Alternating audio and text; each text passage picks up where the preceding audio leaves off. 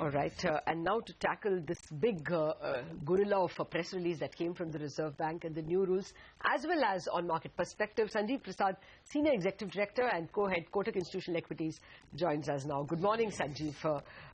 Thank you for joining us on what actually is turning out to be a very crucial day where we need a lot of help from experts like you.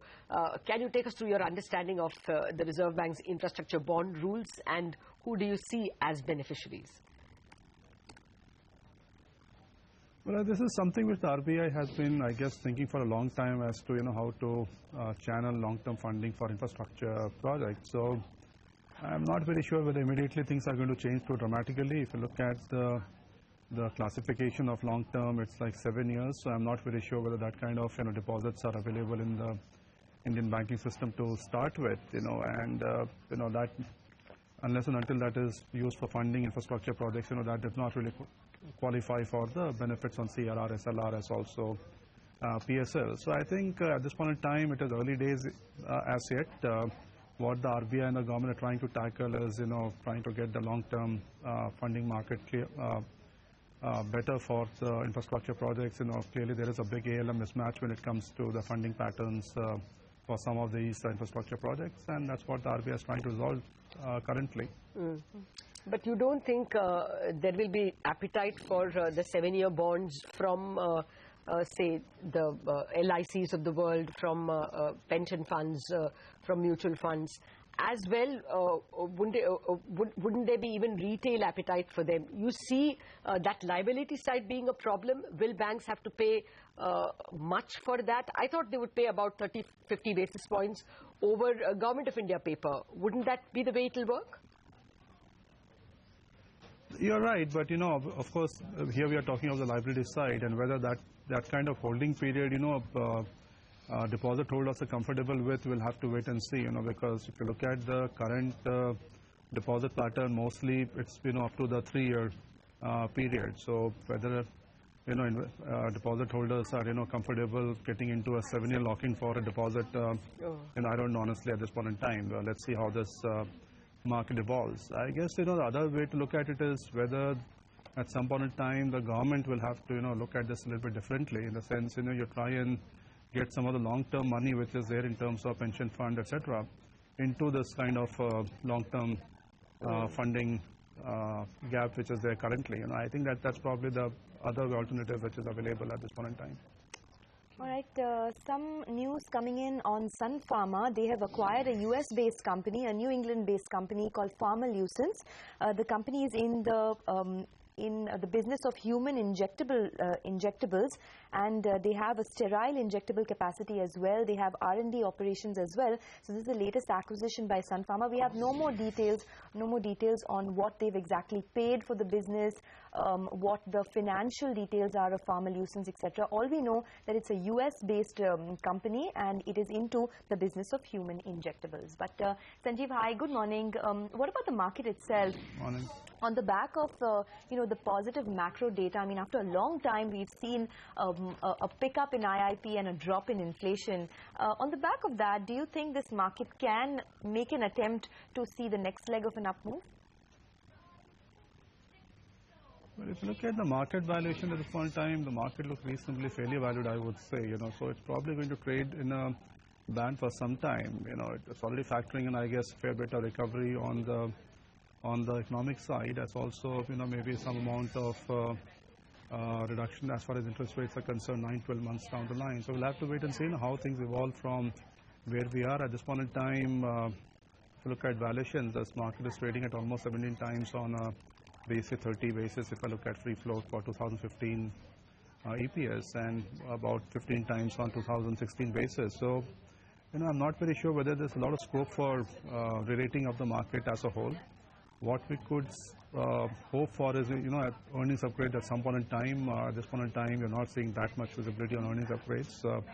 Do keep in mind the fact that the composition of the Indian market is such that you won't see, a broad-based earnings upgrade just because there is economic recovery, because almost 60% of the net profits of the basic 30 or Nifty 50 comes from sectors which do not have a direct linkage with the Indian economy as such. So at this point in time, I guess the market is going to range bound. What we require is a lot more policy initiatives by the government to sustain the valuations, especially given the backdrop of weak monsoons, which means you won't see any support from the monetary side, maybe for another 9 months. So I think the economy is turning around. There is not much doubt about it. The cyclical downturn which we're seeing in the economy, all that is improving, and hopefully 9-12 months down the line, you will also see interest rates starting to come down. But I think a lot of that is getting factored in when I look at valuations of this market. Mm-hmm. I'm coming back to my favorite topic of overnight, press release from RBI. Would you say that IDFC now becomes more attractive because its ROE erosion is practically zero now? What other would you go ahead and buy any of the lenders like SBI, PNB, ICICI, any of the lenders at all?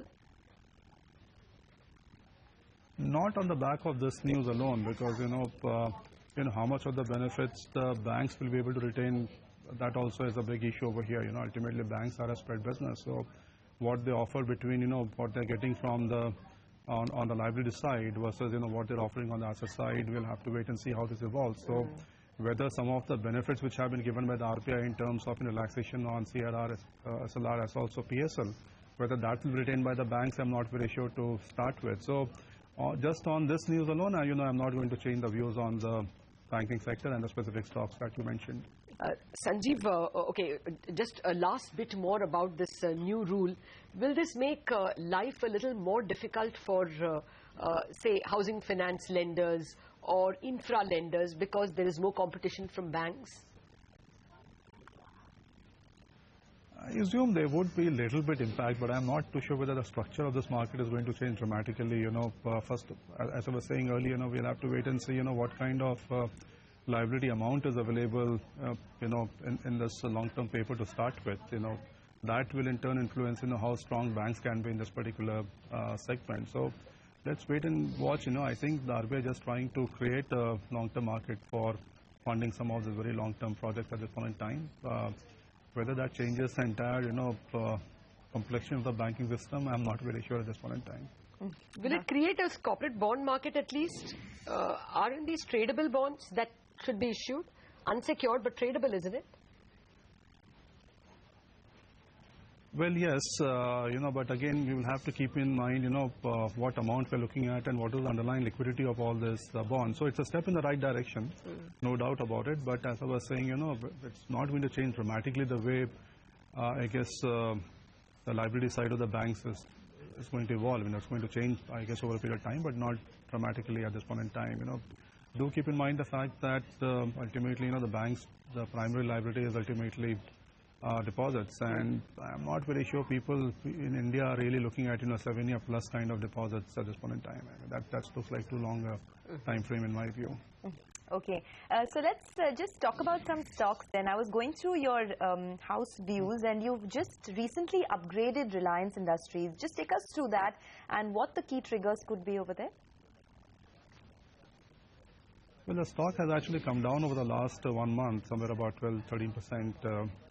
And our fair value pretty much remains unchanged at 1,100 rupees. It's down to 1,090, but and nothing really has changed. It's just a valuation call over here. Some of the parts valuation remains, as I was saying, 1,100. Triggers at this point, not much, I would say, barring a gas price increase, which hopefully will fructify over the next few months whenever the government is in a position to take a call on that. But if I look at the stock on, let's say, 2017 basis, when you start factoring in the benefits of the backward integration as also the new petrochemical complex which the company is executing, and build on that, gas price increase which will hopefully come through, then we are looking at fair valuation in the range of around 1250. So over the next, let's say 18-21 months, whenever the market discounts, 2017 numbers, you could look at a stock, which is maybe about 30% higher from where it is currently. So it's just a pure tactical call on valuations, the fact that the stock has corrected quite sharply the last 1 month. What are the other tactical plays that look good at this point in time, Sanjeev? I mean, stocks, either heavyweights or mid-caps that could lead the market higher? Well, not too many, unfortunately. Most of the stocks look reasonably fairly valued. Most of the large cap names are discounting 2016 earnings at this point in time. So unless and until, we see a lot of policy initiatives from this government, I'm not very sure whether you will see a big rating as far as this market is concerned. Some of the stocks which do look interesting, I would say, just based on the recent correction which we have seen in the market. One is ICICI Bank, where we have a 1650 fair valuation based on 2016 basis. So that looks okay, especially if you see, ultimately interest rates starting to decline at some point in time over the next 9-12 months. So the entire banking space, in our view, is interesting. Some of the smaller names which we like over here are Federal Bank, for example. That's about trading at 1.2 times on March 16 basis. So that could get easily rated to about 1.5 times, in a more normalized kind of scenario. Same way LIC Housing Finance we like on the housing finance side, because I think that's going to be a big play on housing going forward. So there are some opportunities in the market, but not a lot, I would say, at this point in time. Okay, so you spoke about oil and gas and you spoke about banks, but if you look at the way the market has moved this month, the biggest gainers are really the auto stocks, Tata Motors, M&M, Maruti Suzuki, etc. Within that entire pack, any favorites that still have more steam? You'll have to now look at the stocks more on a 16 and 17 basis, because most of the stocks are now discounting a reasonable recovery and factoring in 2016 numbers to a large extent.